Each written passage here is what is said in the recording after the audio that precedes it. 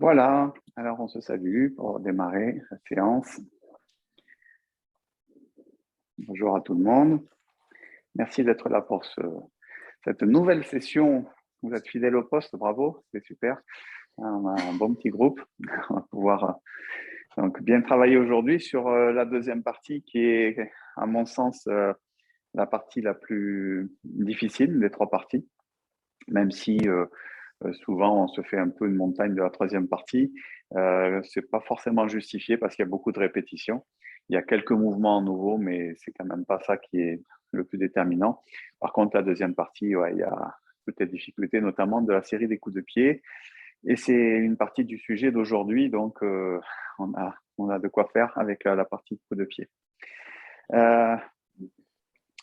Juste pour récapituler ce qu'on avait fait la dernière fois, donc on avait commencé la deuxième partie et on s'était arrêté à déployer l'éventail et on n'avait pas vu la série de coups de poing qu'on va voir maintenant. Voilà, je vous propose de faire un tout petit peu de micro-échauffement pour mettre en route un petit peu le dos, un petit peu les jambes aussi avec le transfert de poids.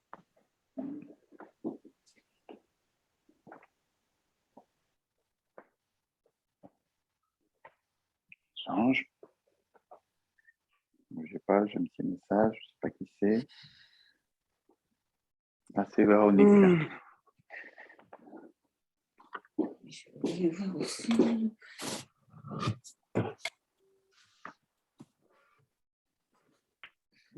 J'ai renvoyé un nouveau lien.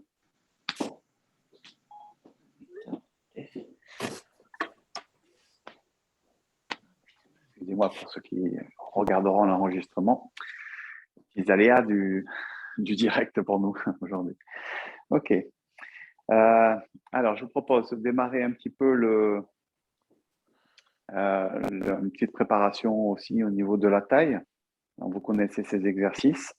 Donc, essayez de bien isoler, séparer le travail de la taille du travail des hanches. Hein, c'est toujours la difficulté principale.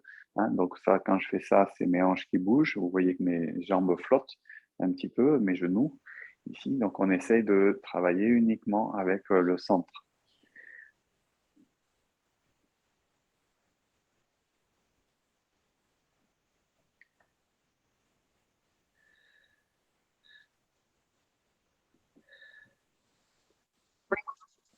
Voilà, c'est Véronique qui nous rejoint. Oui, salut. C'est bon. Salut. Bonjour tout le monde. Je t'ai envoyé le message, puis hop, j'ai reçu le lien. Oui. Apparemment, je n'étais pas la seule. Non, tout le monde a eu des problèmes, je ne sais pas trop pourquoi. OK. Le latéral. Alors, un peu plus difficile, celui-ci. Donc, n'oubliez pas que ce n'est pas le poids du corps qui se déplace, ce n'est pas les épaules qui montent et qui descendent. Voilà, cherchez pas à faire quelque chose de trop ample, c'est des fois un peu le problème. On va trop en faire et du coup, quand vous avez trouvé, vous cherchez aussi le cercle.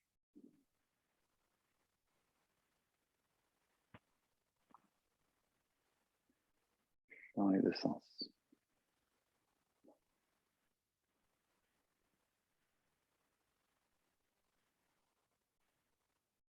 Voilà. Et maintenant, ici, le travail plutôt du 8.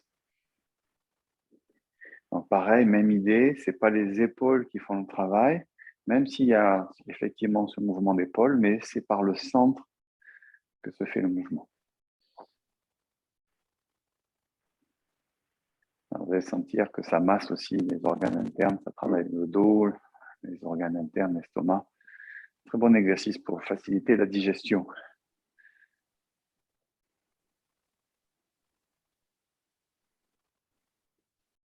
Ok. Bon, alors en espérant que vous ayez un petit peu de place chez vous pour faire une partie un peu de la deuxième partie, on va dérouler ensemble le début de la deuxième partie. S'il y a besoin de refaire des ajustements chez vous parce que vous manquez un peu de place, reculez, vous avancez, vous essayez de vous organiser. Mais on va reprendre donc le début de la 2 jusqu'à déployer l'éventail. Okay. mets de dos pour être dans le même sens que vous. Donc, bras croisés, mains croisées, au niveau des avant-bras. Et on démarre. Fermez le pied gauche suffisamment. Emportez le tigre à la montagne, dans la diagonale arrière. Donc là, normalement, vous ne me voyez plus. Le passage de transition pour aller chercher le pressé, le pousser. Et on enchaîne, simple manœuvre. On va aller chercher le point sous le coude, dans la diagonale. Pivoter. On reprend la direction cardinale. Reculer. Repousser le singe.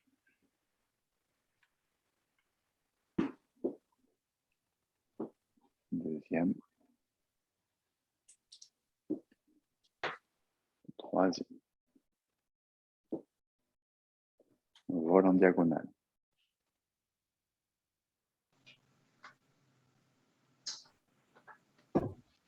Main levée.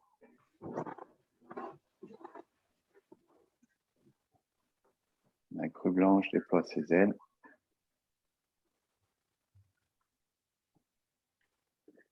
On replace aussi un peu. Rosser le genou.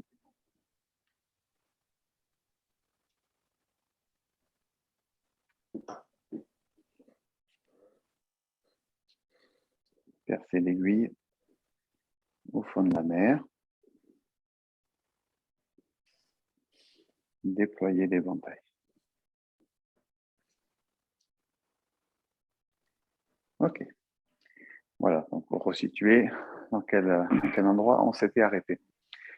Alors, on va donc dérouler cette série de coups de poing qui est intéressante parce qu'on va la faire 2 fois en fait dans la deuxième partie.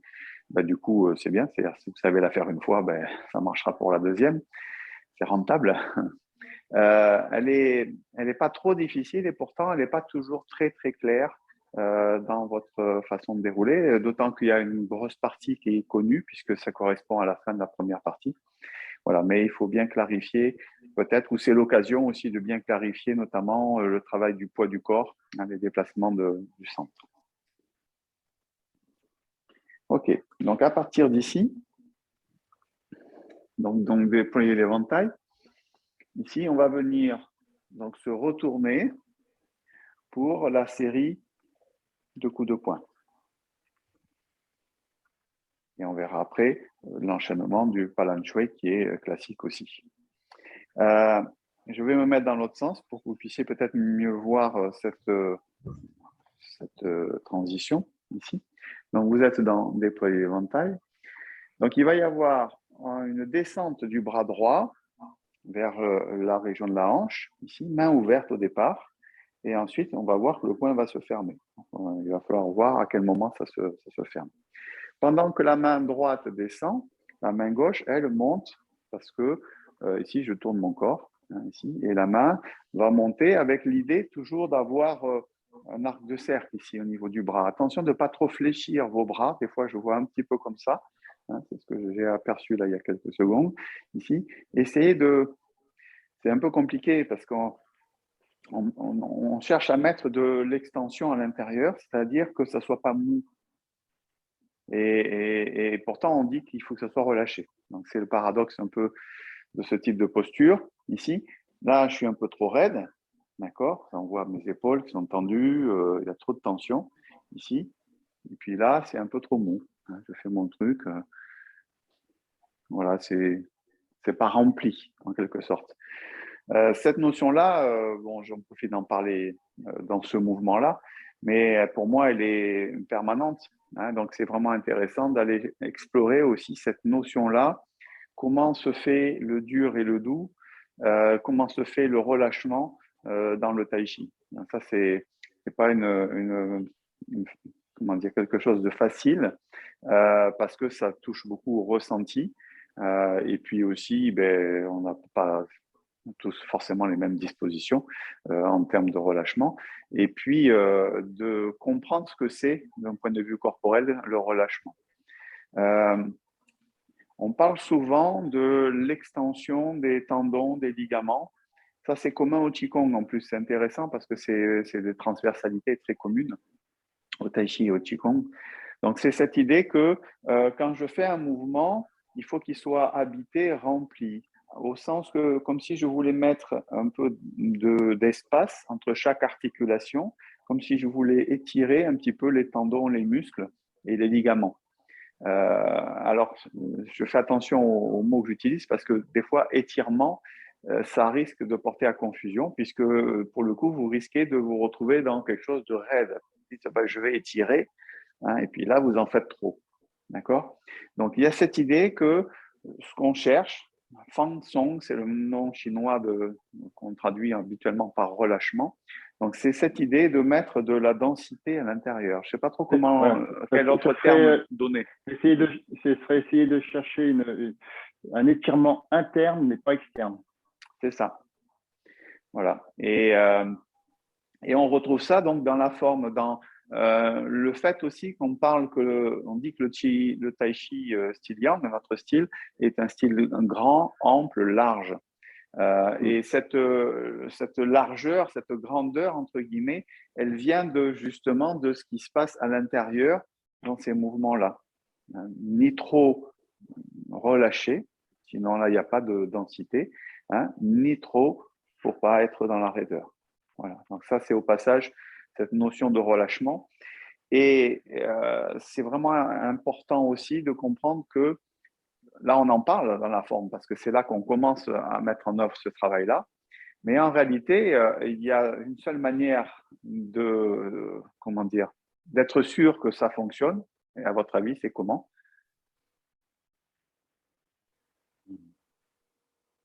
Comment être sûr que je sois relâché ou pas quand je fais ma forme? La respiration. La respiration. Ouais, ça c'était effectivement, mais c'était pas tout à fait l'axe de ma question. Mais je vais préciser parce que peut-être ma question n'est pas très claire non plus. Relâcher le bas du dos? Non.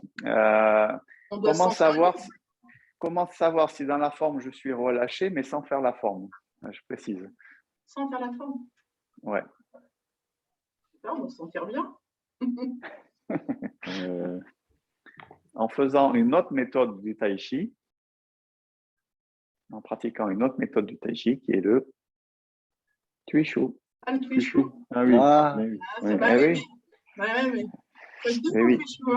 Alors, c'était vrai pour l'histoire de la respiration que vous avez parlé, mais enfin, voilà, ce n'était pas tout à fait la direction que je voulais donner, mais c'était pour mettre en évidence que comment je sais si dans la forme, je suis suffisamment relâché et que j'ai en même temps cette densité à l'intérieur, ben, en fait, j'ai du mal à le savoir dans la forme à main nue. Et la manière de le savoir, c'est dans le Tui Shu que je vais le savoir. Parce que je mets en confrontation la réalité yin-yang avec un partenaire et je vais savoir si je suis trop raide ou si je suis trop mou. Je vais savoir si justement j'ai conservé de la mobilité parce que qu'est-ce qui se passe quand on est trop raide? On perd la mobilité. Et donc, il faut préserver la mobilité et le Tui Shu va être un bon exercice pour savoir. Voilà. Et c'est ce que je m'escrime à expliquer à mes élèves d'une manière générale, que ça paraît compliqué d'essayer de comprendre le Tai Chi dans sa globalité sans faire de Tui Shu. Et pourtant, on sait qu'il y en a pas mal qui tordent le nez un peu dès qu'on parle de Tui Shu. Ce n'est pas votre cas, je pense, mais je sais que ça arrive régulièrement. Donc, c'est vraiment important. Donc, ici… Alors, oui, vas-y. Thierry, il y a aussi dans le mouvement que nous faisons là en ce moment un impact sur la hauteur de la main. Si nous sommes trop… je ne sais pas quelle est la position. La hauteur est juste au niveau du front, un peu au-dessus du front, c'est ça? Un peu au-dessus du front. Du front. Tu parles d'ici, là, celle-là? Oui. Sur cette position-là, je suis au niveau de la tempe ici. Tempe. Au niveau de la tempe. OK. Ouais. Donc ici, je suis au niveau de la tempe. Et après, ma main gauche monte au-dessus. Hein, au-dessus de la tête. Oui. Alors, pas vraiment au-dessus, parce que du coup, je vais trop loin si je suis vraiment au-dessus. hein, un peu moins, c'est plutôt au-dessus de l'épaule, on va dire, hein, si on devait dire au-dessus. Et la main droite qui, elle, va descendre. Regardez bien comment elle descend. Souvent, on a tendance à descendre un peu verticalement, comme ça. Vous voyez ici, là? Ça, c'est souvent un peu la première approche du mouvement. Parmi vous, il y en a qui ont pas mal d'expérience dans la pratique. Essayez de trouver plus de circularité dans ce mouvement. D'accord? Donc, il y a cette idée que ça ne descend pas comme ça descend ici par un cercle, qui va revenir d'ailleurs. Hein, et c'est dans le retour que va se fermer le point. Donc, je suis là, 1. Je ferme bien mon pied gauche. Et quand je ramène mon poids, ici, je ferme mon poing pour ensuite descendre mon bras gauche dans la position qu'on connaît habituellement pour armer, pour préparer. Hein, et ensuite, en dégageant ici avec mon poing. Et après, transfert de poids vers l'avant en engageant un petit peu le bras gauche pour faire la frappe. Okay.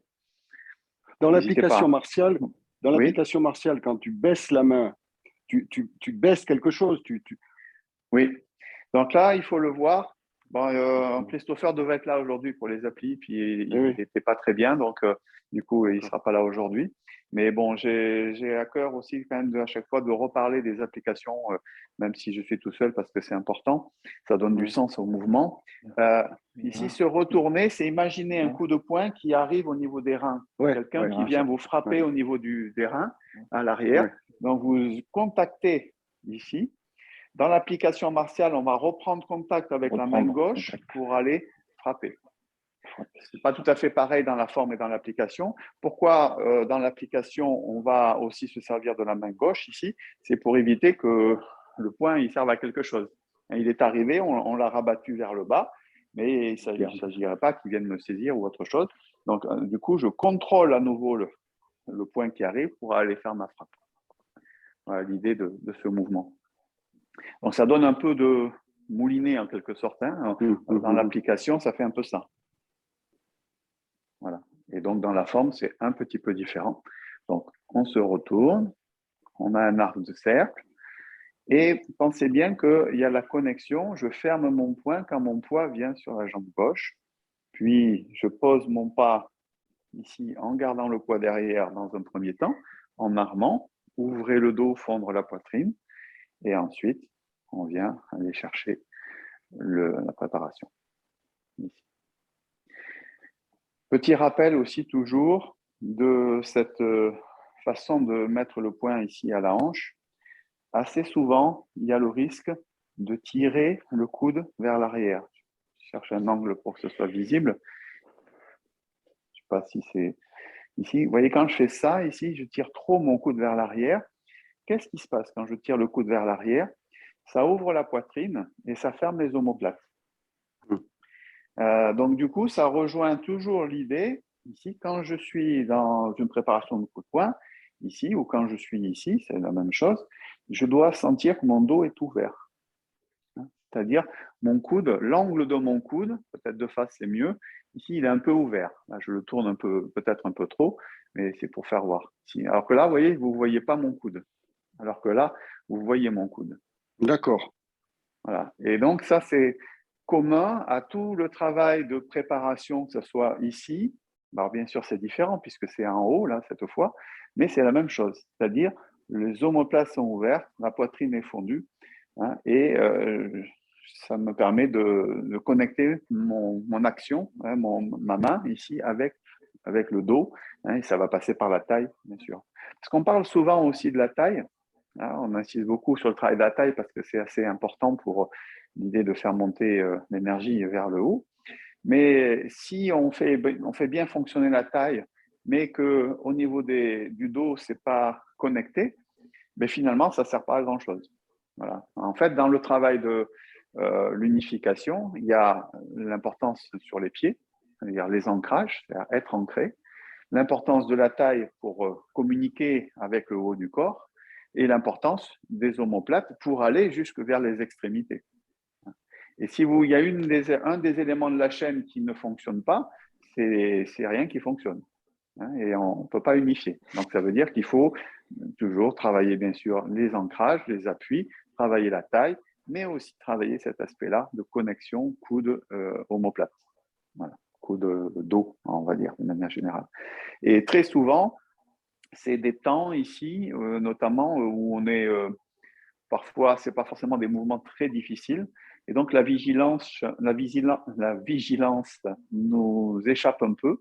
Hein, et du coup, on fait ça un peu mécaniquement, tac, voilà, parce que c'est un temps de repos presque, parce que c'est quelque chose qui est connu. Voilà. Je rappelle, de mon point de vue encore, que pour moi, les endroits où on peut progresser dans la forme, c'est dans les endroits qu'on connaît bien. Ce n'est pas les endroits qu'on découvre et qu'on apprend. Enfin, ça dépend à quelle étape, bien sûr, on en est. Mais dans l'étape où vous en êtes, c'est là où vous allez progresser, c'est dans les parties que vous connaissez bien. Parce que, à condition de continuer à chercher et à, comment dire, aller dans la subtilité un petit peu du mouvement. Voilà pour ce mouvement. Donc, série de coups de poing, ça, c'est la première partie de la série de coups de poing. Pensez à bien fermer le pied gauche à 45 degrés pour ensuite, avec le transfert de poids, fermer la main, descendre la main gauche, repasser par le centre, chercher l'écartement, poser le talon sans amener le poids et ensuite aller faire notre transfert de poids vers la jambe avant. Ensuite, ici, on va retrouver quelque chose qui est connu, qu'on avait déjà vu dans un autre passage de la deuxième partie, au tout début de la deuxième partie, pour faire ici le Palan Shui, qui est aussi connu, qui correspond à la fin de la première partie. Alors, pour autant, on va quand même reparler de ce début de Palan Shui, cette transition. Donc là, je me mets de face. Ici, je suis comme ça. Je vais aller chercher la transition. On la connaît comment? D'habitude, on la connaît. On est par exemple comme ça, avec la main vers le bas, la main droite. Ici, je monte vers la poitrine et je tire. Et on passe dans cette forme de bras qui est la transition. Je remonte. Ici, c'est ce qu'on fait d'habitude. Mais ici, on a le point qui est fermé. On a le point qui est à la hanche. Donc, ça ne change pas extrêmement les choses. C'est un peu la même chose. Le point passe devant la poitrine et je vais aller chercher ici cette forme de point qui est finalement la même chose que si j'avais la main ouverte. Il n'y a pas vraiment de différence. Ça veut dire qu'effectivement, là, dans la main ouverte, j'ai la main qui est assise, c'est-à-dire le poignet qui est fléchi, et dans le point fermé, c'est la même chose. Il n'y a pas de différence.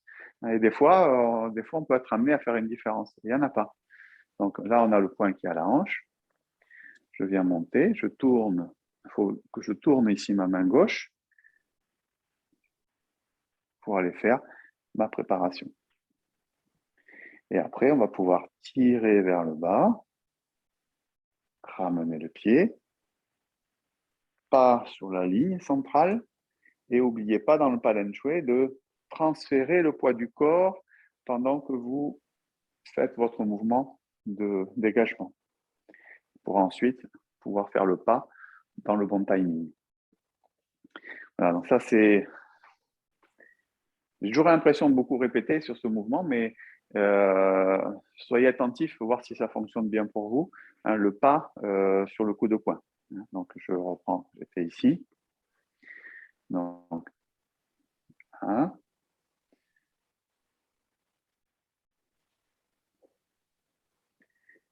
Quand je tire, c'est mon pas.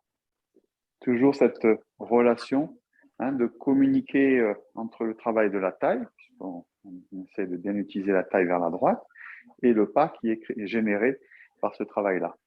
Et pas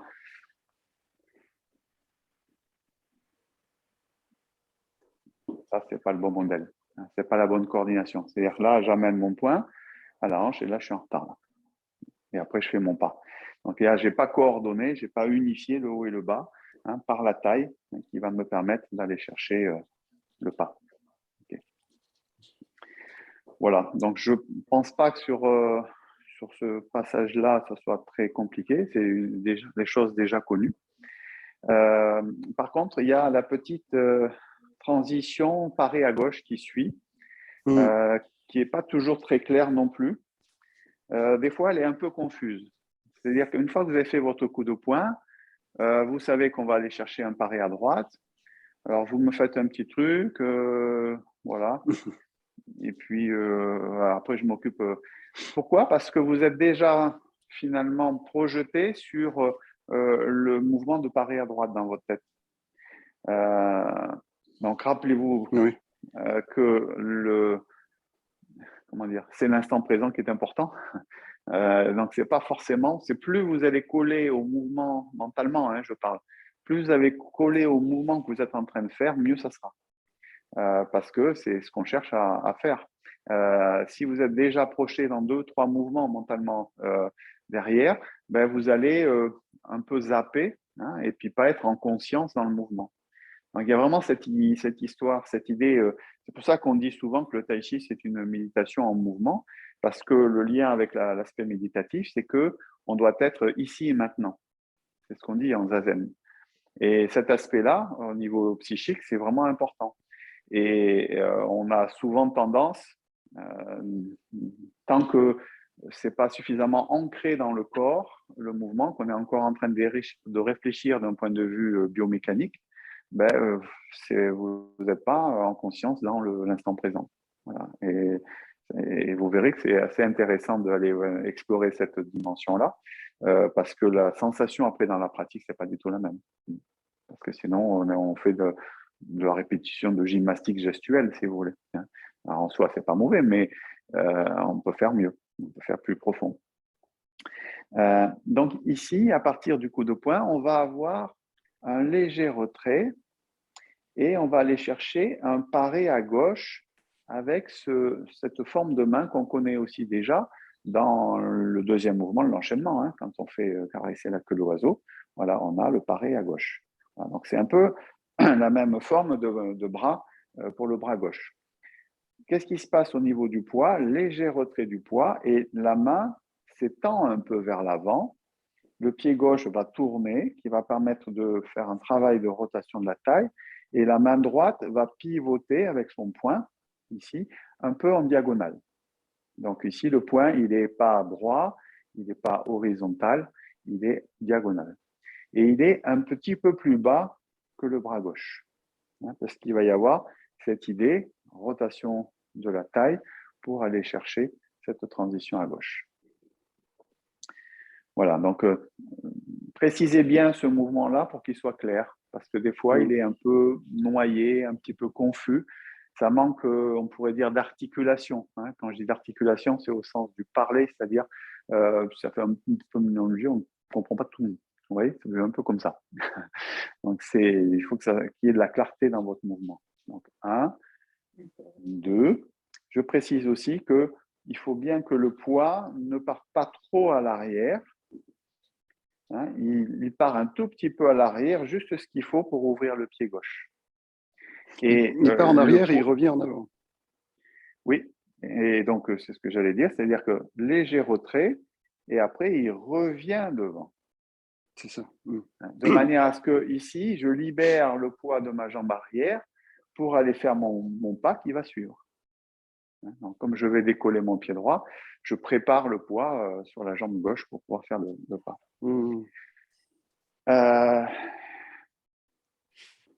Le bras droit, ici, on a dit qu'il descend un peu, la main un petit peu en diagonale. Et regardez ici ce qui va se passer. Ça m'intéresse aussi particulièrement. Souvent, il peut se passer ça.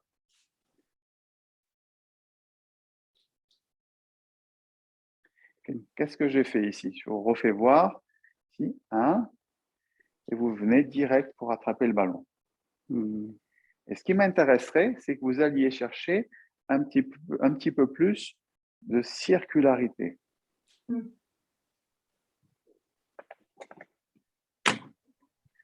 Et encore une fois, on sait que ce mouvement il est connu, mais ce n'est pas que dans ce moment-là de la forme qu'il vous faut aller chercher ça. Mais c'est dans tous les mouvements de préparation pour aller attraper le ballon, il va vous falloir rechercher ça. Et donc, si vous le trouvez ici, ben, ça sera super, vous pourrez l'exporter dans tous les mouvements où on attrape le ballon. Donc ici, 1, 2, alors c'est quoi? Qu'est-ce qui se passe? La taille tourne un peu vers la droite, mon bras droit va aller chercher un mouvement circulaire, et ensuite je vais ouvrir la main pour aller coordonner le pas. Et après, on va retrouver notre séquence déjà connue, Peng, Lu, Ji, Han. Ici, donc là, je ne vais pas réexpliquer ce mouvement, même s'il y aurait toujours plein de choses à dire dedans. Voilà pour ce passage-là. Donc, essayez de bien décomposer toute cette séquence. Je vais la faire en entier, mettre ici.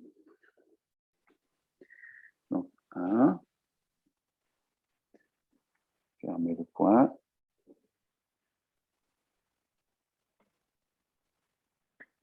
La transition.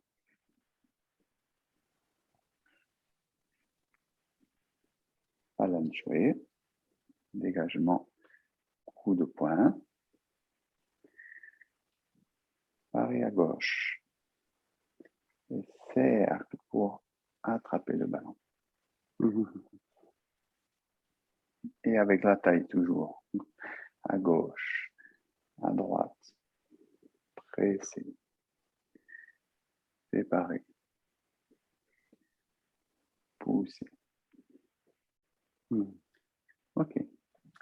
J'en profite pour vous parler sur cette séquence-là, sur la séquence de répétition, pour vous reparler du travail des appuis ici, qu'on a signifié un petit peu avec l'idée d'avoir une sensation un petit peu de rebond. Un peu, vous voyez cette idée-là, à la fin du mouvement, ça fait une sorte de petit rebond. Je suis un peu dans, comment on pourrait dire, dans la recherche toujours, d'essayer de comprendre exactement ce que ça veut dire. Et je suis d'ailleurs assez impatient de revoir Maître Yang à ce sujet, parce que je trouve que parfois, on exagère un peu trop cet aspect-là. Du coup, ça fait un peu…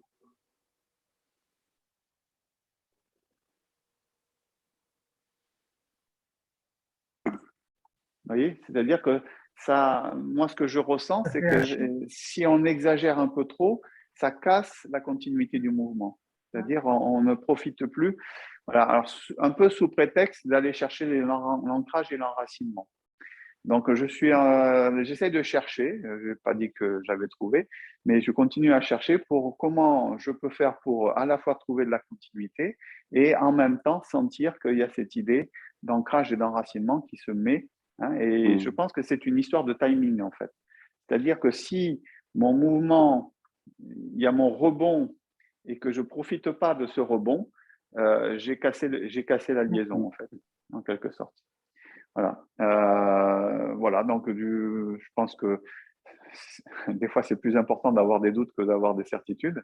Donc je continue à chercher et puis on explorera ça ensemble. Et puis peut-être aussi vous avez votre point de vue sur la question. Et donc Il me semble que c'est lié au principe continuité sans interruption. Oui, bien sûr. Bien sûr, mais c'est lié aussi à distinguer le vide et le plein. Donc comment on fait avec ça et comment on fait la relation yin-yang là-dedans, en fait. C'est ça la difficulté. Ok, donc c'était une petite aparté parce que je trouve ça assez intéressant. Voilà, donc du coup, quand je vois que c'est trop… Alors, du coup, ça m'interpelle parce que Maître Yang, dans certaines vidéos de démonstration, il marque bien ça. Donc, je m'interroge pour savoir s'il le marque bien pour bien nous signifier le principe de l'ancrage, de l'enracinement, à des fins, on va dire, presque pédagogiques, ou est-ce que c'est réellement comme ça que ça se pratique, ou est-ce qu'il y a une autre perception éventuellement possible. Voilà, donc ça, c'est peut-être des choses qu'on aura l'occasion de parler avec lui. Les questions, en fait, au maître, il faudrait les noter. Parce que des fois, je le fais, des fois, j'oublie. Parce que le jour où on le voit, c'est le moment de pouvoir poser ce genre de questions-là. Donc là, la question, ça serait, est-ce qu'on doit marquer mais si on marque, est-ce qu'on ne perd pas de la continuité et comment on doit gérer cette transition inter-mouvement, en fait, puisque là, c'est une histoire de transition entre chaque mouvement, en fait. Et quel est le lien de continuité entre la taille et les ancrages, les enracinements. Bien. Donc ensuite, on va se retrouver en simple fouet. Donc je vous passe le simple fouet qui est déjà connu. Et on va se retrouver dans les fameuses mains nuages donc de la deuxième partie, sachant que on a les mains nuages aussi dans la troisième partie et 2 fois. Donc c'est un sujet quand même assez vaste aussi, les mains nuages. Il y a pas mal de travail de coordination, il y a le travail de la taille. Donc on va explorer ça ensemble. À partir de la position de votre simple fouet, donc on rappelle, ouvrez suffisamment le corps, ici, le bras ouvert à 45 degrés, et on va venir donc transférer le poids du corps, fermer le pied gauche et faire suivre le bras gauche. Alors j'allais dire fermer le bras gauche, mais en réalité, il ne se ferme pas tellement, c'est surtout le corps qui bouge. Et donc cette rotation de ma main gauche, c'est surtout une rotation du corps. Et vous avez 2 manières de travailler ça, c'est-à-dire soit ce qu'on a fait tout à l'heure quand on a fait l'éducatif de taille avec le droite et le gauche, c'est-à-dire que quand je fais ça, je vais à droite, puis après je vais revenir à gauche. Mais ça, c'est la première approche. C'est la première approche, on va dire, de base du travail de la taille. On peut faire plus élaboré par le 8, c'est-à-dire comment va se faire le travail du 8 pour envoyer et repartir. Et ça, c'est un petit peu plus difficile. Voilà. Donc, suivant l'endroit où vous en êtes, vous, dans la perception du travail de la taille, eh bien, si c'est pas encore suffisamment bien en place, travaillez au moins sur le droite et le gauche. C'est-à-dire que c'est le centre qui tourne droite-gauche. Voilà. Et si ça marche, vous essayez de trouver un peu plus de volume. C'est-à-dire que ça monte, il y a du cercle. Voilà. Donc là, c'est l'axe qu'on va beaucoup trouver dans les mains nuages. Et pour trouver le lien ici avec les mains nuages, vous pouvez faire cet exercice-là. Là, je ne fais pas vraiment les mains nuages, je fais un exercice pour sentir que c'est le centre ici qui fait bouger mes bras. Ce n'est pas ça. Là, c'est mes mains qui bougent. Il ne se passe rien au niveau de mon centre. C'est comme si le centre tractait des bras. Et on peut faire des 8 d'ailleurs, ici, si on veut dessiner le 8. Dans les éducatifs travaillent la taille, on peut aussi le faire comme ça. Donc vous allez sentir, ça mobilise beaucoup le dos, ça mobilise beaucoup aussi la région des viscères. Ici, ça masse. Et on cherche ici ce travail de 8. Ce qui est pas facile, c'est... Oui. J'ai une question, Thierry. J'ai l'impression que quand je fais bouger la taille pour ramener la main, là, du coup, il y a une montée, une descente des bras. Quand je fais le 8. Si je ne fais pas le 8, je reste à l'horizon. Enfin, la hauteur n'est pas modifiée. La main revient, elle n'est pas modifiée. Ouais. C'est une histoire peut-être d'amplitude, parce que pour comprendre, on a souvent besoin d'exagérer un peu le mouvement. Et si on exagère un peu, on va parfois aussi remonter sur ses appuis, alors que ça se passe, c'est assez petit en réalité, ce qu'on cherche. Ce n'est pas très grand. Mais au départ, on a besoin un peu de donner un peu d'amplitude. Donc, du coup, effectivement, il peut y avoir ici une élévation un petit peu avant de repartir. Donc, à mon sens, ça doit être quelque chose de cet ordre-là. Comme ça, d'accord. Ouais. Donc, d'une part, surveiller peut-être ce qui se passe au niveau du bas du corps, c'est-à-dire ne pas avoir tendance, par exemple, à remonter sur ses jambes. Et puis, de faire quelque chose qui est du domaine plus interne. On dit que c'est un art interne. C'est ça qui est difficile. C'est que on essaie de trouver quelque chose, donc on l'extériorise pour le comprendre. Et après, il faut réduire. Thierry, oui. Quand tu pars du simple fouet, tu fais ta première rotation, tu t'arrêtes le bras en face ou tu vas jusqu'à l'angle? Je vais jusqu'à l'angle. Jusqu'à l'angle, ok, merci. Voilà, parce que peut-être qu'en parlant, là, je faisais autre chose, mais ici, je tourne et je Jusqu'à vais l'angle. assez loin. Ok. Je ne m'arrête pas face au nord. Ah, voilà. Ok, merci. Voilà. Ouais. Des fois, quand c'est pas clair, dites-moi, c'est le genre de questions, parce que des fois, quand j'explique autre chose, je tronque un peu le mouvement. Et donc, c'est important de. Non, c'est moi qui savais pas. D'accord. OK. OK. Donc, je tourne ici. Et après, donc, je vais faire repartir la taille donc, vers la gauche dans mon mouvement. Et mon bras droit va suivre. Mon bras droit, qu'est-ce qui va se passer? Ici, souvent, il peut y avoir ce problème de fermer ici, de baisser le bras, en fait, dans les manuages, très souvent. En fait, on ne baisse pas le bras, on ne baisse pas le coude. Vous voyez, quand je fais ça, dans mes manuages, par exemple, on va le faire en statique. On le fait en statique sans le bas du corps. Ici, des fois, certaines personnes vont fermer le coude. On tourne. Il faut tourner autour du coude. Voilà. Et vous avez deux positionnements de base ici, c'est le paré, y compris vers le bas, vers le haut, et ici le saisir, tirer, ici, puisque ça, c'est l'idée de tirer normalement. Voilà. Donc on tire, et après on enroule pour parer. Et tout ça sans baisser le coude. Enfin, sans baisser le coude.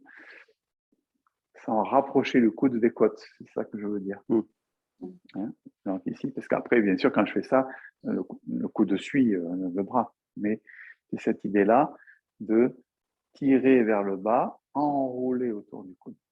Voilà, et ça, vous savez que c'est un principe qu'on retrouve dans plein d'endroits de la forme, comme par exemple la fermeture. Ici, quand on fait la fermeture, ici, on a le même principe. Et à d'autres endroits encore aussi de la forme. Voilà, donc c'est super important dans, je sais qu'on a la préparation des coups de pied, aussi, quand on va se retrouver après avoir frappé les oreilles, ici, on enroule de la même manière. La façon de descendre, ici, c'est toujours la même façon.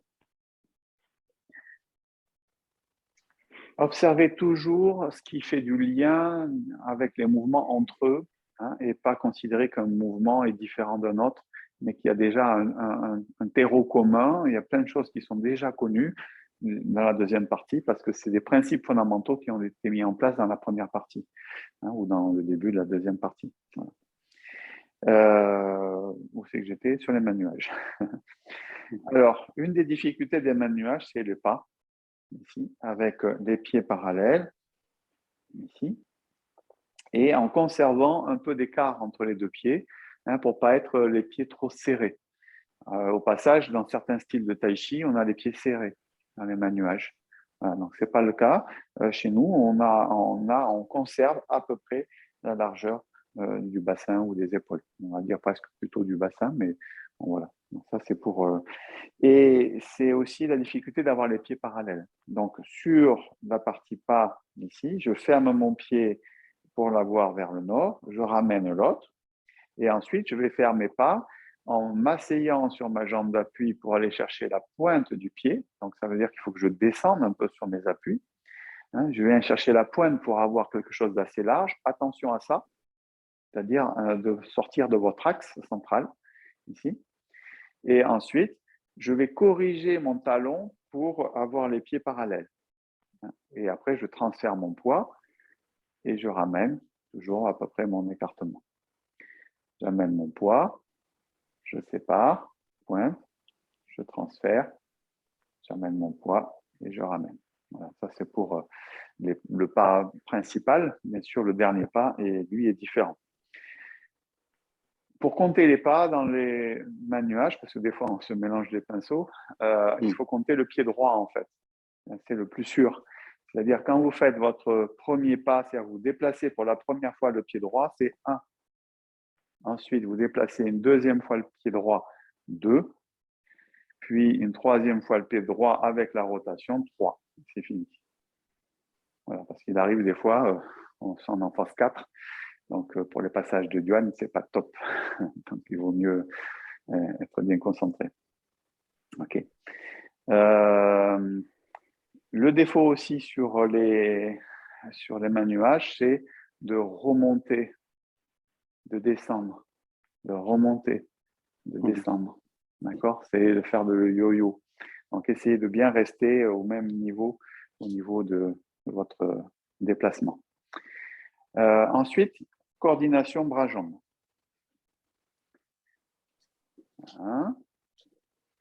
Quand le poids part vers la gauche, les bras vont partir vers la gauche. Donc, j'ai une phase intermédiaire ici, hein, où je suis passé avec mon paré et ma saisie, puisqu'ici, il s'agit martialement.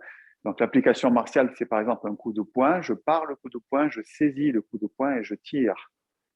Voilà. Et si on le fait avec les deux mains, après, on peut croiser ici les bras. Voilà. Ou c'est simplement une projection. D'accord? Donc, en tout cas, c'est ça le sens, c'est parer, saisir. Et dans donc, notre mouvement ici, les mains se retrouvent toutes les deux du même côté. On a une autre deuxième phase où j'ai la main qui passe au centre, l'autre main qui n'est pas tout à fait encore au centre, si je devais m'arrêter, avec mon paré. Et ensuite, les mains qui partent de l'autre côté. Donc, quand les mains sont à droite, le poids est à droite. Quand les mains sont à gauche, le poids est à gauche. Donc, il va y avoir correspondance entre le transfert de poids ici. Et donc, quand je suis là, entre guillemets, ben, je suis au centre. Je suis en train de transférer. Donc, poids du corps au centre, poids du corps du côté de mes mains. Poids du corps au centre, poids du corps du côté de mes mains. Et c'est ce qui va vous permettre, pour ceux qui pratiquent la forme 22, de mieux comprendre aussi peut-être les mains nuages en cercle dans la forme 22. Parce que dans les mains nuages en cercle, ici, quand je suis là, mon poids est à droite. Et là, mon poids est à gauche, à droite. Voilà. Donc, comme ça, il y a une coordination entre où est le poids du corps et où sont les bras. Voilà. Donc, ça, c'est petit aparté. Hein. On ne va pas approfondir sur les cercles des mains nuages dans la forme 22. Ok, on refait. Donc, 1, on essaie de travailler ce 8. Coordonnées haut et bas. Le dernier pas. Le dernier pas, souvent, il est fait un peu vers l'avant. Ce n'est pas un pas vers l'avant. Le dernier pas, c'est normalement, j'ai séparé mon pied, je veux reposer mon pied là, mais il se trouve que je tourne mon corps, je tourne ma taille, je tourne mon centre ici, et que le pied, finalement, il va aller chercher une direction diagonale. Mais ce n'est pas un pas en avant. Je ne mets pas d'écartement, je n'écarte pas mon pas ici. Je ne sais pas si c'est bien visible avec la partie caméra, mais ici, au lieu de poser là, je tourne mon corps. Si je veux vérifier si c'est bon, je mets mon pied gauche dans la même direction que mon pied droit et je vérifie si j'ai bien ma largeur des épaules. Si c'est beaucoup plus large, c'est que vous avez avancé votre pied au lieu de le poser simplement. Donc, il faut vérifier cet espace à la fin pour voir si vous êtes bien largeur des épaules. D'accord. Voilà. Des fois, ce n'est pas toujours très clair. C'est-à-dire que souvent, vous avez tendance à faire un pas vers l'avant. Et du coup, l'écart entre les deux pieds est trop important. OK. Bon, qu'est-ce que j'ai oublié de dire? C'est pas mal. Donc, 1, 2.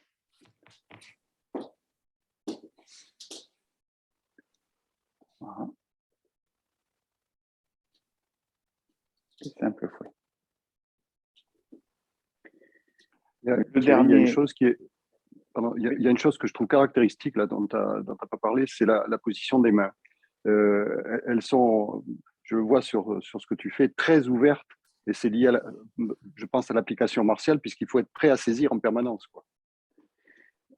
Oui, elles sont ouvertes, oui, parce que c'est une saisie, en fait. Ça, c'est une parade, oui, et ça, c'est une saisie. Voilà. Alors après, attention, il se peut que j'ai aussi des défauts, hein. Donc, si mes doigts sont trop ouverts comme ça, c'est peut-être un peu trop. Voilà. Donc, il faut que je garde quand même la main. Alors, c'est, à mon avis, toujours la même idée que tout à l'heure. Où se trouve l'expansion, hein, et où se trouve la raideur, hein. Là, il y en a trop. Donc, déployer, là, mais pas raide, quoi. voilà, c'est ça. Et là, ce n'est pas suffisant. Si je fais des mains nuages un peu comme ça, c'est mou et ce n'est pas habité. Si je fais ça, même sans trop écarter les doigts, ici, ça, c'est trop raide. Ma main est trop plate, en fait, ici. Et du coup, qu'est-ce que vous devez sentir ou rechercher pour voir si les ports des mains sont bien? On avait parlé, je pense, un peu lors du dernier cours, mais je trouve le sujet vraiment intéressant parce qu'il est important aussi pour le relâchement. Si vous mettez trop de tension dans les mains, essayez de sentir jusqu'où se propage la dureté, la raideur. Moi, quand je fais ça, je sens juste dans mes omoplates, dans mon dos ici, que c'est raide. Ça rigidifie un peu quelque chose. Simplement le fait d'étendre les doigts, en fait, tout simplement. Je le sens jusque-là. Voilà. Et donc, essayez de voir comment, à quel endroit, justement, en gros, à quel endroit vous sentez ça impacte le reste du corps. Ça veut dire que vous êtes déjà dans le trop. Et comment trouver l'extension sans que ça impacte le reste. Si ça n'impacte pas le reste, vous avez trouvé l'extension. Voilà. Ou alors, c'est que vous êtes trop dans la mollesse et à ce moment-là, c'est pas rempli. Donc, c'est un excellent sujet et je vous conseille de faire des séances de pratique axées un peu sur les mains maintenant. Je pense que vous avez la maturité pour ça parce que c'est un travail à part entière, hein, le relâchement des mains et en même temps cette extension, d'avoir des mains qui soient habitées à minima ici dedans, avec toujours cette gueule du tigre aussi qui est omniprésente dans pas mal de voilà, alors peut-être aussi, c'est pareil, quand je signifie aussi le sens un peu martial du mouvement, ben, il se peut des fois que je sois un peu raide dans mes mains, hein, parce que pareil, je suis en train de grossir un peu le trait pour faire voir, quoi, en quelque sorte. Voilà. J'y ai pas mal travaillé et j'y travaille encore sur ce travail des mains, parce que venant des arts martiaux externes, ben, des fois, on sait que c'est un peu martial et du coup, on en met un peu trop. Voilà. Donc, il faut étalonner. La transition ici pour le simple fouet à la fin, c'est comme si on allait faire encore une main nuage ici, et assez tardivement, on prépare le simple fouet. Des fois, on peut être amené à vouloir former trop tôt, en fait. Donc, finissez votre main nuage, ici, et puis vous déployez le bras pour aller chercher votre main crochet. Et après, vous allez positionner votre pied gauche suffisamment large pour aller faire votre simple fouet. Soyez vigilants, encore, je voyais avec des anciens cette semaine en cours, les simples fouets, soyez encore vigilants dessus parce qu'il y a encore pas mal de problèmes de pas en fait sur ce simple fouet tout simplement parce que le pas n'est pas assez écarté. Donc, et aussi l'autre problème c'est le corps qui n'est pas assez tourné pour avoir le bras droit. Voilà. Ça aussi ça fait partie des petits mouvements genre on a pris ces petites habitudes, hein, avec toute la série de Peng Lujian et puis on fait ça de manière mécanique et puis après pof pof. Bon voilà, alors là je m'occupe de main nuage et là on se reconcentre pour les main nuages. Donc, je pense qu'il faut, encore une fois, rester concentré sur chacun des mouvements, y compris ceux-là, et sans arrêt les remettre sur le chantier. OK, voilà pour les mains nuages. Bon, passage emblématique de la deuxième partie, la série des coups de pied. Les coups de pied, c'est un passage pas très facile parce que c'est lié à l'équilibre. Mais aussi peut-être parce que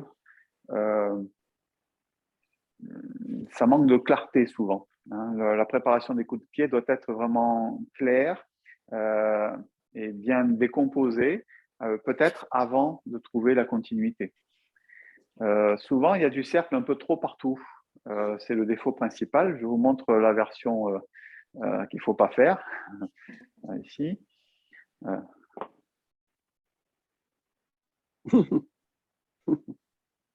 D'accord? Puis, coup de pied.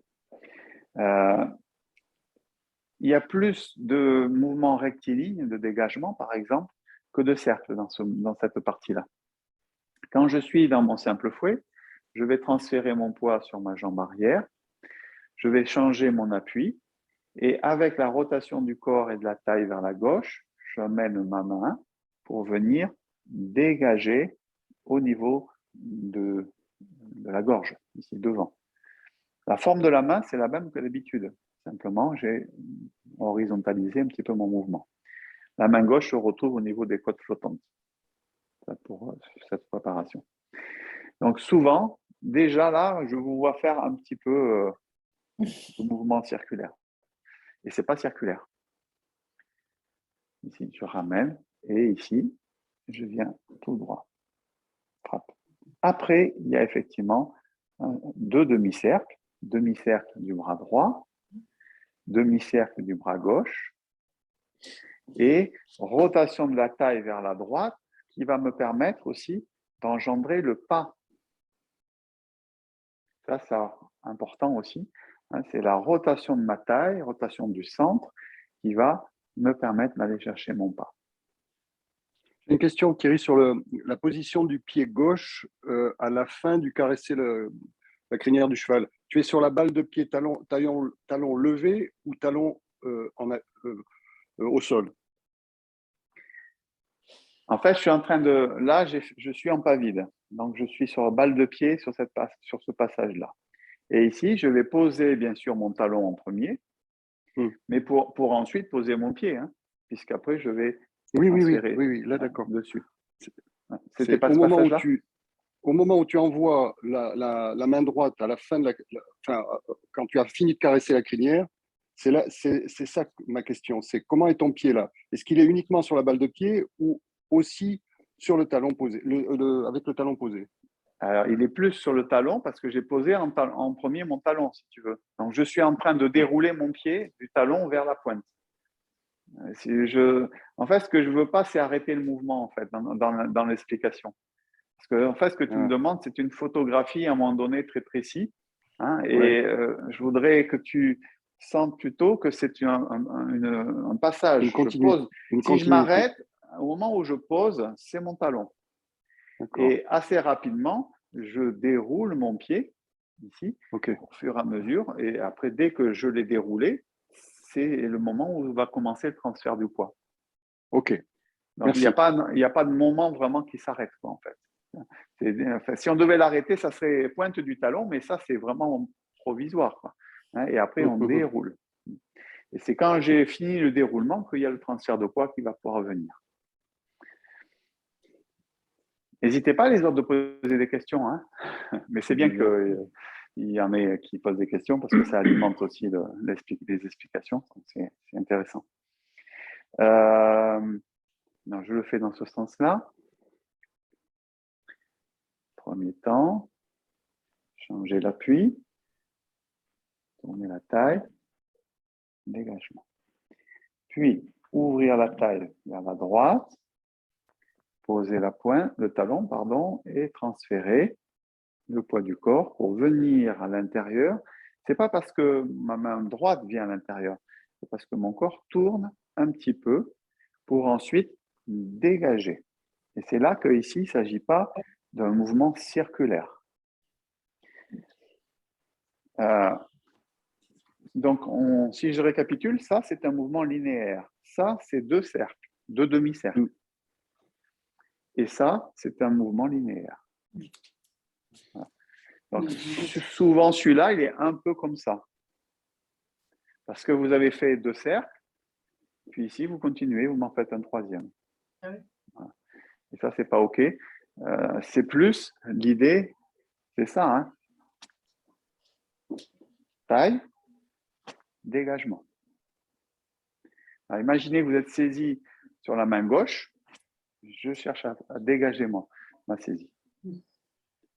Voilà, ça c'est pour le rapport aussi. Encore une fois, c'est l'application martiale qui nous parle aussi là-dedans de la bonne position.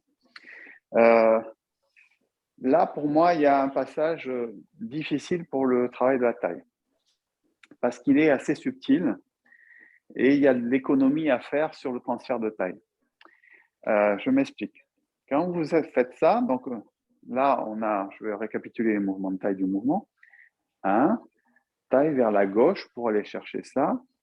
Ici, ça, c'est mon corps est tourné un peu vers la gauche. C'est ma taille, mon centre ici tourne vers la gauche.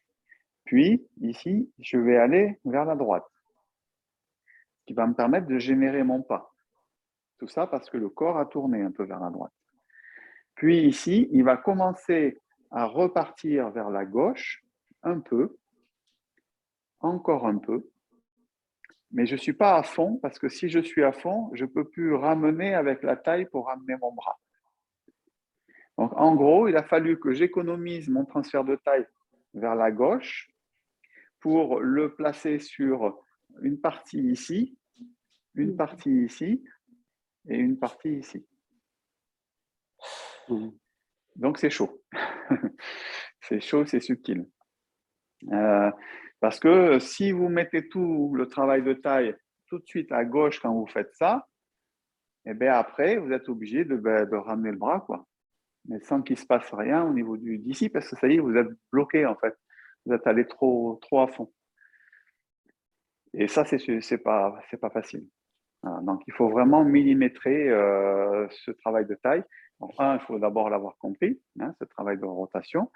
Et si vous l'avez compris, il faut le millimétrer pour qu'il se répartisse comment dire, à partir d'ici, un peu vers la gauche, encore un peu vers la gauche, encore un peu vers la gauche. Voilà. Et faites attention dans ce travail-là de garder l'arche au niveau des jambes pour que ce soit un travail de taille et pas des hanches. Voilà, parce que c'est aussi le risque qui peut arriver, c'est d'utiliser pour le coup les hanches parce qu'il n'y a plus de possibilité de bouger la taille. Dans ce que vous faites, vous bougez les hanches. D'accord ? Donc, c'est la limite de cette histoire-là. C'est-à-dire qu'effectivement, si je n'ai pas ces mouvements de taille, après, je commence à bouger les hanches et après, j'affaiblis le bas du corps. OK.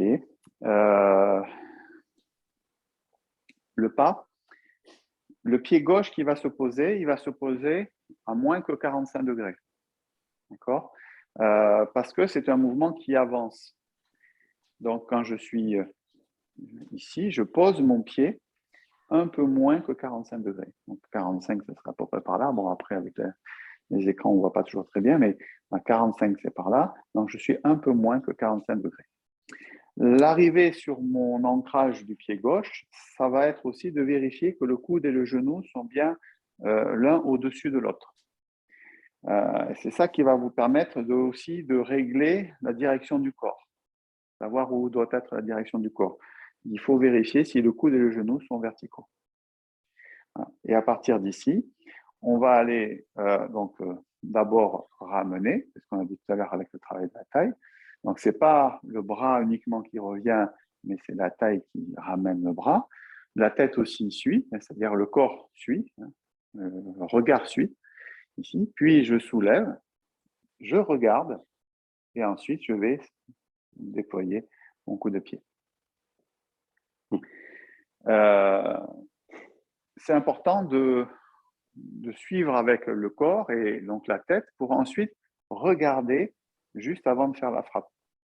D'abord parce que ça va vous aider pour l'équilibre et en plus parce que ça place l'intention martiale. Donc hop, on tourne la tête et après on peut y aller. D'accord ? Donc ne faites pas tout trop ensemble pour que ce soit bien clair. Excuse-moi Thierry. Excuse-moi. Le coup de pied dans quelle direction ? Oui. Donc je vais monter. J'allais y venir sur un coup de pied. Pardon. Donc, je referme ici. Je me soulève. Ce que je voulais dire, c'est qu'attention de ne pas refermer en soulevant. D'accord ? C'est je ferme, je soulève, je tourne la tête et après j'y vais. Je soulève mon pied droit normalement au moins à l'horizontale. Et ensuite, le pied est légèrement à l'intérieur, ça rentre légèrement à l'intérieur. et je vais aller chercher une direction un petit peu moins que 45 degrés. D'accord? Ce n'est pas du 45 pile. Hein. Déjà, ça va vous demander un peu d'ouverture de hanche. Souvent, il se passe aussi ça, c'est-à-dire quand vous montez, ici, vous montez devant, ici. Donc, essayez d'ouvrir un peu, pour être un peu ouvert, pour aller chercher notre direction un peu moins que 45 degrés. On a vu que dans la deuxième partie, il y a beaucoup plus de travail d'ouverture de hanche que dans la première partie. On le voit dans le vol en diagonale, on le voit dans pas mal de passages, hein, et ici aussi. Hein, donc ici, il ne suffit pas de monter. Ça, ce n'est pas un coup de talon de face, c'est un coup de pied qui va partir un peu moins que 45 degrés. Donc, il faut que la hanche s'ouvre pour ça. Donc, vous ouvrez, quand vous montez la jambe, il faut la monter avec la hanche ouverte. Et ensuite, vous allez chercher la frappe avec la pointe du pied.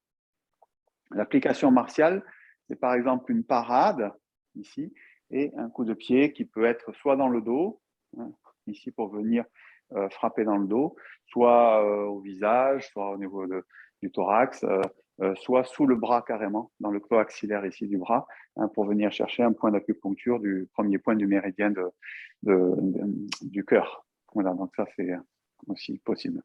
Voilà, donc c'est cette idée-là, ici, d'aller chercher une frappe. Est-ce que j'ai répondu à ta question, la direction? Oui, je pense, hein, c'est-à-dire un peu moins. En fait, j'aurais aimé avoir direction cardinale ou c'est pas clair pour moi si c'est sud, sud-est. Ça, c'est cardinal. Ça, c'est cardinal. Ça, c'est diagonal. C'est un peu moins que diagonal. Ok. Merci. C'est un truc chinois, hein? Donc, c'est pas diagonal, c'est moins que diagonal. Et c'est plus que cardinal. Voilà.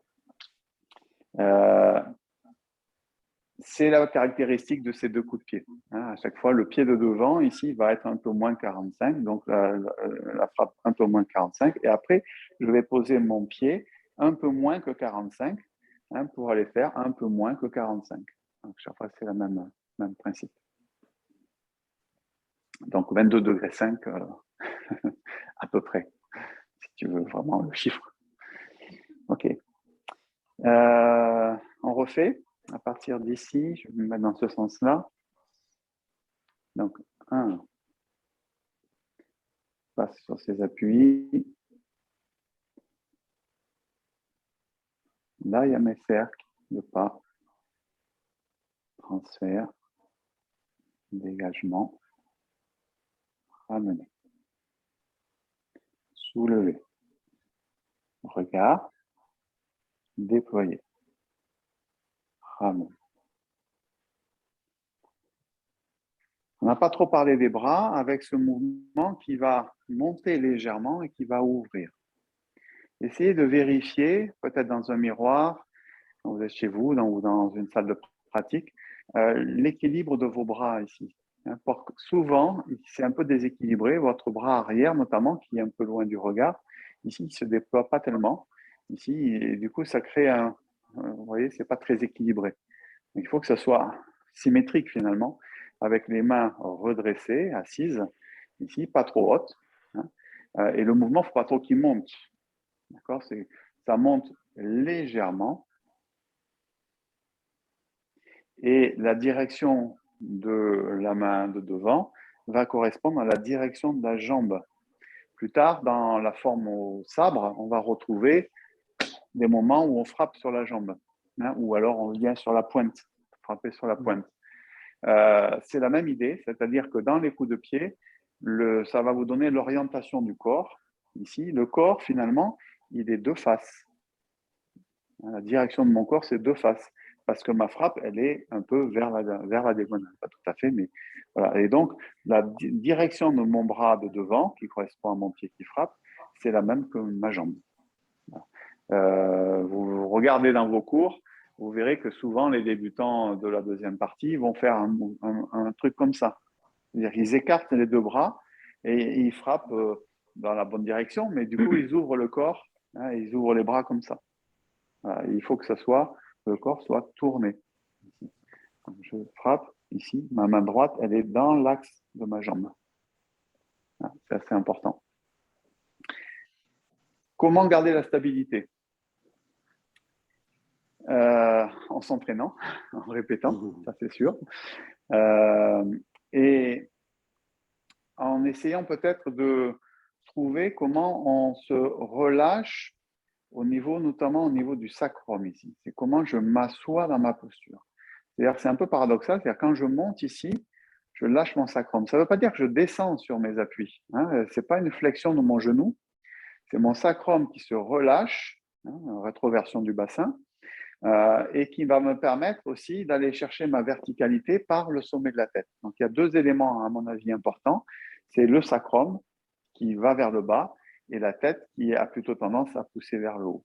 Donc, c'était plutôt une notion de verticalité qu'autre chose. Donc, travailler sa verticalité, c'est-à-dire je m'assois dans la posture, je lâche. Vous pouvez essayer juste comme ça, vous allez voir la différence. Vous pouvez essayer simplement de cambrer le dos, exprès, vous cambrez le dos, et après, vous lâchez le sacrum. Et expérimentez, vous me dites si c'est différent. Normalement, c'est différent. Juste le fait de lâcher ici le sacrum. Et quand on cambre, ça flotte un peu. D'accord?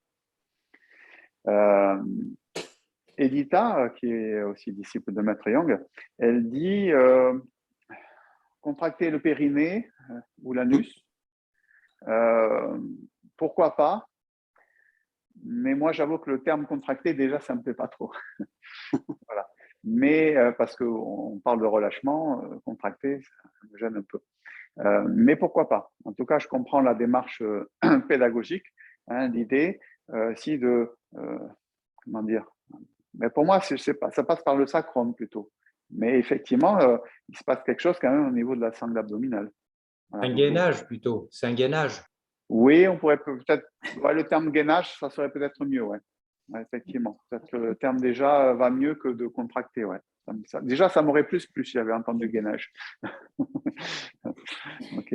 Voilà. Mais le sens, en tout cas, je le comprends et je le trouve intéressant parce qu'effectivement, on gagne un petit peu. Et pour moi, c'est le fait de lâcher aussi dans le sacrum. Et puis, soyez pas trop ambitieux sur la hauteur de vos coups de pied. C'est pas déterminant, c'est pas ça qui est important. Parce qu'il vaut mieux un joli coup de pied bas qu'un mauvais coup de pied haut. Donc, si vous faites un truc super haut et que vous finissez comme ça ne m'intéresse pas trop. Et notamment dans les passages d'examen. Si vous préparez des duanes, peut-être qu'il y en a parmi vous qui vont en préparer, confrontez-vous avant, dans les phases de préparation des duanes, à un regard extérieur. C'est-à-dire, prenez l'habitude de faire des démonstrations devant quelqu'un, ou votre prof ou pas, ou à l'occasion, pour avoir l'habitude d'être regardé, pour apprendre à gérer le stress. Parce que qu'est-ce qui se passe dès que l'esprit est perturbé par le stress de l'examen? On perd les jambes, en fait. C'est les jambes qui prennent un coup, en fait, souvent, et l'équilibre. Donc, c'est pour ça qu'il ne faut pas hésiter à travailler assez bas. Ça va renforcer bien vos jambes. Avant de faire votre passage, échauffez-vous bien les jambes. À la rigueur, le reste, c'est moins important, parce que ce qui en prend un coup, c'est les jambes. Parce que je n'arrive pas à ça. D'accord? Donc, dans votre phase de préparation d'échauffement, quand vous savez que vous allez passer dans peu de temps, préparez vos jambes. C'est vraiment vital. Moi, ça m'est arrivé en compétition aussi, puisque c'est un autre type d'exercice, mais qui se rapproche un peu, de me retrouver propulsé à faire la prestation de démonstration, parce qu'on vous appelle au dernier moment et vous êtes en train de faire la sieste ou de manger, et puis on vous dit c'est à vous. Et bien, vous arrivez, et là, vous êtes mal. Parce que là, vous avez les jambes qui sont comme ça, et puis vous démarrez, vous avez les jambes qui ne sont pas prêtes. Alors, sur la forme, 103, vous avez le temps de vous échauffer les jambes sur la première partie, mais sur les formes courtes, c'est mort, quoi. Voilà. Donc, c'est peu qu'après, il y a le coup de pied ou le serpent qui rampe, et puis c'est la cata. Voilà, donc travaillez bien vos jambes, échauffez-les bien. Et puis, cherchez des jolis coups de pied qui soient stables. Si ça monte, ça monte. Si vous pouvez monter, vous montez un petit peu plus et vous vous entraînez à rester un peu en statique. Ça, c'est une méthode d'entraînement. 1, 2, 3, 4, 5, et je replie. Voilà, ça va vous faire travailler notamment les muscles de la cuisse, les quadriceps, et donc ça va vous permettre de renforcer. Et on peut même s'amuser, si on veut, à se mettre des petits poids de cheville pour aller faire ça. Voilà. Bah oui. Ouais, pourquoi pas. Tous les jours. Ouais. Alors, mettez pas un kilo. Hein. Et après les guirlandes et tout. C'est ça. Et Thierry, j'ai une question sur le bras arrière. Il est dans quelle direction? Il est ouvert. Il est pas latéral, il est un petit peu plus que latéral. C'est-à-dire qu'il n'est pas cardinal, ce que je veux dire. Parce que celui-là, il est vers là-bas, il est un peu moins 45. Donc l'autre, il n'est pas cardinal, il est un petit peu plus. Mais il n'est pas diagonal encore. D'accord. Voilà. Merci. Donc il est plus que cardinal ou moins que diagonal. Comme tout à l'heure. Ou le contraire, je ne sais plus. Okay. Alors, deuxième. Donc, une fois que j'ai fait le premier coup de pied, si coordonnez bien ce mouvement de retour de la jambe avec le mouvement de retour des bras. C'est-à-dire, quand vous avez coordonné l'ouverture des bras et l'ouverture de la jambe. Quand vous repliez, c'est la même chose, vous coordonnez. Donc, vous ramenez la main gauche devant l'épaule gauche et vous tournez la paume droite vers le ciel. Donc, c'est une position de transition avant d'enchaîner le deuxième coup de pied. Donc, tout ça, ça concourt à avoir quelque chose de clair et précis aussi. Hein. Donc, je fais mon coup de pied, je replie, tout ça ensemble. Et après, je vais m'ancrer sur ma jambe d'appui pour aller déposer mon pied, un peu moins ouvert que 45 degrés. Le corps va se transférer sur la jambe de devant en tournant le corps vers la gauche pour orienter mon bras droit dans la direction qui va être ma direction de frappe. Voilà, et qui sera aussi un peu moins que 45 degrés. D'accord ? Donc là, il y a moins de... Il n'y a pas les deux demi-cercles qu'il y avait dans le premier. Hein, c'est beaucoup plus direct. Donc j'ai fait ma frappe, et je pose, un peu moins que 45, pardon, je n'ai pas remis mes mains comme il faut. Donc je pose, un peu moins de 45 degrés, je tourne mon corps vers la gauche et ensuite je vais retrouver mon dégagement. Je vérifie que mon coude et mon genou soient bien l'un au-dessus de l'autre, ma main assise, redressée. Je tourne ma taille vers la droite, je soulève, le regard et ensuite coup de pied, pointe à gauche. Et je ramène. Toujours pareil, lâcher le sacrum, verticalité. Là, il n'y a pas de repli de main aussi. Pour ça, c'est proche, mais c'est en même temps un peu différent. Hein. Là, on faisait ça et on repliait. Hein. Et là, quand on a fait le coup de pied, on fait le coup de pied, on replie simplement la jambe et pour l'instant, il ne se passe rien avec les bras. On va voir après. OK. Ça va ? Ouais, c'est chaud, ce passage. C'est compliqué déjà physiquement à cause des équilibres. Et puis, il y a beaucoup de coordination, il y a le travail de la taille. Voilà. C'est vrai que c'est un peu là où on vous attend aussi, hein, sur les passages de Duan, ou pour aussi voir le niveau de quelqu'un. C'est un peu par là qu'on va regarder, parce qu'on sait que c'est le passage un peu difficile. On va refaire ensemble. Dans quel sens on était dans la forme, je ne sais plus. Ça devait être quelque chose comme ça. Ici, 1. Première phase. Là, il y a mes deux demi-cercles. Un peu moins que 45. Ramener le corps. Soulever. Regard. Déployer. Ramener. Poser le pied. Un peu moins que 45. Tourner la taille vers la gauche. Dégager. Relation coude-genou. Ramener la taille vers la droite. Soulever. Le regard. Ramener. OK. Est-ce qu'il y a des questions? Est-ce que ça va à peu près? Okay. Le regard, c'est pas au moment où on écarte le bras, c'est seulement avant le coup de pied. C'est avant le coup de pied, oui. C'est-à-dire, je ramène, je soulève et regarde. Alors, après, c'est une histoire de continuité. C'est-à-dire que là aussi, c'est un peu pédagogique. C'est pour donner un ordre. Mais en réalité, ici, c'est soulever et regard assez rapidement, quoi, en fait. Il ne faut pas que ça soit trop. Mais en tout cas, c'est pas en même temps que je soulève que je tourne le regard. Dans les vidéos de Maître Yang, il le dit bien, il dit levez-vous, regardez, frappez. Le pied. Look and kick. Look and kick. Le regard, ce n'est pas au moment de la séparation des mains, quoi. Non, c'est avant. Là, ici, c'est ça. Tu veux dire ça, c'est-à-dire que quand j'ai ramené ici, j'ai mon regard là et je regarde en même temps que… Avant de ramener. Séparation des mains. Alors, tac, tac. Avant de ramener, d'accord. Donc, ça veut dire que je me place bien là.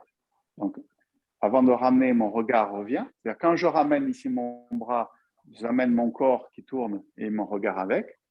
Et ensuite, je soulève, je regarde, et je frappe.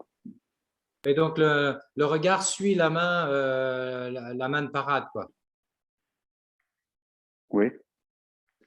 Oui, je cherche tes référentiels par rapport au mien, mais parce que c'est pas comme de cette manière-là que je me pose les choses, mais j'entends, pas de souci. Thierry, dans la séparation des mains, des bras, est-ce que, dans la première, dans la deuxième pareil, mais dans la première, est-ce que voilà, ta main gauche passe sous le coude droit? Non. Non? Ici, là? Ouais. Est-ce que ça va, c'est que le bras gauche va jusqu'à sous le coude? Pour moi, non, mais milieu d'avant-bras, ici, je viens là, milieu d'avant-bras. Comme c'est rectiligne, si tu veux, ça serait OK s'il y avait du cercle. D'accord. Mais il n'y a pas de cercle. Donc, s'il y avait du cercle, il y aurait un peu ça. Mais ce n'est pas le cas. C'est quand même beaucoup plus rectiligne. Merci. OK. Bon, alors là, on a le passage compliqué, la fameuse rotation à partir du deuxième coup de pied. Donc, une fois qu'on a donné le deuxième coup de pied, il va y avoir, je me mets de face, ici, la fermeture du bras gauche. Cette fermeture du bras, on la connaît déjà. On a eu l'occasion de la faire dans Frapper le tigre. Non, mais c'est après, dans l'enchaînement. Oui, c'est après. L'enchaînement. Ouais, okay. Bon, en tout cas, c'est ça l'idée. On va le retrouver dans les navettes aussi, dans la troisième partie. C'est la fermeture du bras avec la rotation de la paume progressivement. C'est-à-dire, on a un poussé ici et on vient passer sous une forme de paré. Ici, ça, c'est un paré. La main droite, qui était redressée, va tourner simplement vers le ciel. Et les deux mains ça va se faire en même temps. Ici, je ferme mon bras gauche et je tourne ma main droite vers le ciel. Ça, c'est la préparation. Qu'est-ce qu'on va relier à ce passage-là? On va relier le bas au niveau de la jambe.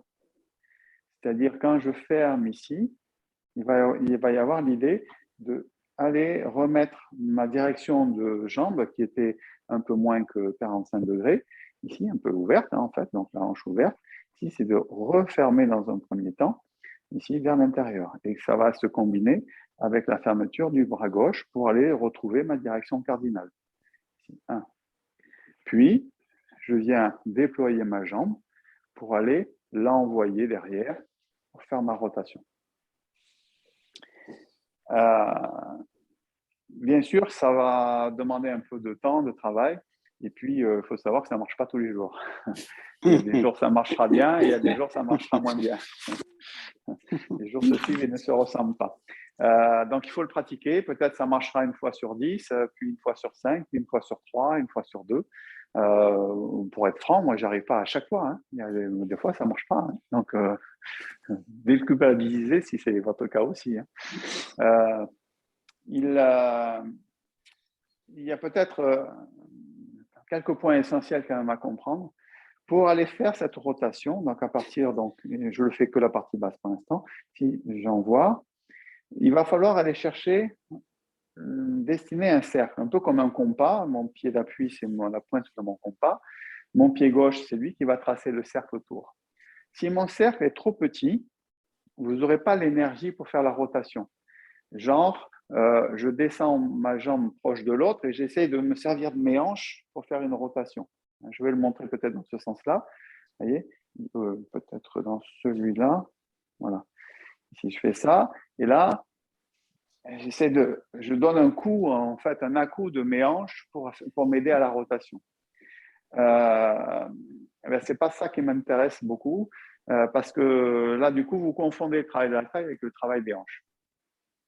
C'est un travail qui va d'abord se faire par la circularité du pied, puis par la rotation sur le talon avec une orientation la plus correcte possible du pied droit. Si votre pied droit se retrouve à 45 degrés, c'est gagné. Si votre pied droit se retrouve plus ou moins de 45 degrés, vous allez avoir probablement des problèmes d'équilibre. Donc ça, c'est super important. Hein, ici, donc on était comme ça, dans cette position-là, on envoie, et il faut surtout surveiller la direction du pied droit. C'est ce qui va vous assurer une bonne partie d'équilibre. L'autre élément, c'est effectivement ce cercle, il ne faut pas qu'il soit trop grand après, parce que sinon, il va vous embarquer dans un déséquilibre. Donc, pour couper un peu ce cercle qui serait trop grand, d'abord, il faut le rapprocher un peu progressivement du corps et il va falloir soulever le genou. Le fait de soulever le genou va stopper l'aspect, comment dire, du mouvement. Gyroscopique. Ah, super. Merci. Très fort. Ok. Donc, essayez de bien travailler sur cette idée-là. Vous voyez là, c'est trop en arrière, ici. Donc, de soulever ici le genou pour vous permettre de stopper cet aspect gyroscopique. Et après, bon, les bras vont vous aider bien sûr à tout ça. Là, je l'ai fait sans le corps. Les bras, ensuite, effectivement, vont aussi participer parce qu'il va falloir aussi ouvrir le bras gauche pour pouvoir rentrer le bras droit à l'intérieur. Parce que très souvent, au début, pour ceux qui démarrent, souvent, vous faites ça et puis vous vous retrouvez avec le bras droit à l'extérieur. Et comme la méthode dit, quand on frappe du pied gauche, on doit avoir la main gauche à l'extérieur. Et comme après, on va faire un coup de pied gauche, vous devez avoir le bras gauche à l'extérieur. Donc, pour ça, il faut aller chercher un peu d'ouverture du bras gauche ici, pour ramener le bras droit ici à l'intérieur. Ouais. Voilà. Et après, on sera prêt pour faire le coup de pied. Si c'est un peu compliqué pour l'instant, n'hésitez pas à poser le pied gauche. Maître Yang dit après 80 ans, on peut poser le pied gauche. Voilà. Mais comme moi, je suis vachement plus sympa que lui. Donc, j'autorise à partir de 50 ans de poser le pied gauche. Oh. Comme je suis dans la tranche, ça m'arrange bien. Donc, ici, je ramène et je peux poser la pointe du pied gauche pour reprendre mon ancrage. Ça va vous permettre peut-être dans la répétition, la préparation de votre rotation, de vous entraîner à avoir le pied droit dans la bonne direction. Voilà. C'est pour ça que je disais que c'était super important d'avoir le pied droit à 45 degrés parce que donc du coup, quand vous posez le pied, ça vous permet d'observer comment est votre pied droit. Puis après, vous allez le routiner et essayer d'avoir le pied droit à 45 degrés. Voilà, donc ça, voilà le secret en gros pour tourner. Hein, un cercle assez large, remonter, hein, et puis ne pas hésiter à se servir des bras aussi comme facteur d'équilibre aussi dans votre mouvement. Et tout ça, il faut que ce soit coordonné. Voilà. Bah après, le secret éternel de ça, c'est… il y a 3 secrets, vous les connaissez, les 3 secrets du Tai Chi. Et répéter, répéter, répéter, répéter. Donc, au début, c'est un peu compliqué. Mais tout ça, quel que soit le niveau, on sait que c'est un passage difficile. Hein, et aussi dans les examens ou dans les démonstrations, il faut être particulièrement vigilant sur ces passages-là. Voilà. Puis, il y a le stress, etc. Voilà. Là aussi, moins d'ambition et quelque chose de plus correct. Hein. Soyez modeste pour faire quelque chose de bien et si ça progresse, après, vous pouvez faire un peu plus. Thierry, je ne sais pas si tu partages cette remarque, mais il me semble que avant de trouver s'il y a bien une séquence où il faut décomposer avant de trouver la fluidité, c'est bien celle-là. Ouais, et je dirais que même tout ce qu'on vient de faire avant, je ne sais pas si tu inclus les coups de pied, mais effectivement, pour moi, oui, à partir d'ici, effectivement, il faut vraiment trouver quelque chose de bien clair. Il faut trouver de la clarté, quitte à ce que ça soit un peu découpé un peu au couteau, d'accord, hein, pour aller, voilà. Et après, effectivement, dans un deuxième temps, vous pourrez, quand il y aura de la clarté, y mettre un peu plus de rondeur, un peu plus de fluidité, hein, pour que ça fasse plus dans la continuité et la fluidité, quoi. Voilà. Et pareil, quoi. On ne doit pas sentir qu'il y a une idée de force pour faire cette rotation ici qu'on vient de faire. Ici, c'est pas. Ça ne doit pas donner cette idée-là. Hein. Il y a une idée que c'est dans la continuité de ce qu'on vient de faire. On a frappé au ralenti. Ici, on referme et on y va. On repose, on soulève et coup de talon. Voilà. Et bien voilà, notre sujet des coups de pied nous a bien occupés aujourd'hui. Donc on est sur la partie de la forme qui est un peu délicate. Après, il va nous rester frapper le tigre, notamment, qui va nous intéresser. Coup de poing bas, je ne pense pas qu'il y a trop de difficultés. Et frapper les oreilles de l'adversaire. Voilà, puis on aura fini la 2. Donc la prochaine fois, je pense qu'on pourra terminer la deuxième partie probablement. Voilà, mais écoutez, j'espère que ça a été instructif pour vous aujourd'hui. Il ne me reste plus qu'à vous souhaiter un bon week-end. Et puis, je vais couper l'enregistrement, puis après, on prendra un petit peu de temps pour papoter. Voilà, merci à vous. Super. Merci. Merci Thierry.